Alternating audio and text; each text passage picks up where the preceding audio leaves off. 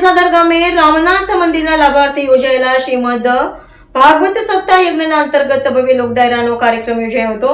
ભક્તિ અને સાંસ્કૃતિક ઉમંગથી ભરાયેલા કાર્યક્રમમાં મોટી સંખ્યામાં ભક્તજનો ઉપસ્થિત રહ્યા હતા. જસાદર ગામે યોજાયેલા લોક ડાયરામાં પ્રસિદ્ધ સાહિત્યકાર માયાભાઈ આહિરે પોતાની અનોખી રજૂઆતથી સૌને મંત્રમુગ્ધ કરી દીધા હતા.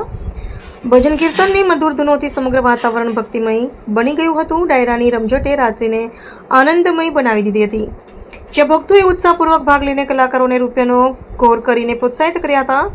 આ પાવન પ્રસંગે શાસ્ત્રી ગોપાલભાઈ આર જોશીની વિશેષ ઉપસ્થિતિ રહી હતી. સાથે જ ગીર પંથકના વિવિધ ગામોમાંથી આગેવાનો, ફોરેસ્ટ વિભાગના અધિકારીઓ અને મોટી સંખ્યામાં ભક્તજનો હાજર રહ્યા હતા. આ સમગ્ર આયોજનથી ગામમાં ભક્તિ, એકતા અને આનંદનો અનોખો માહોલ સર્જાયો હતો. સાથે જ રામનાથ મંદિરના વિકાસ માટે સમાજનો સહકાર પણ સ્પષ્ટ રીતે જોવા મળ્યો હતો. AB48 ન્યૂઝ ગુજરાત સાથે વિશાલ ચૌહાણ, ગીર સોમનાથ.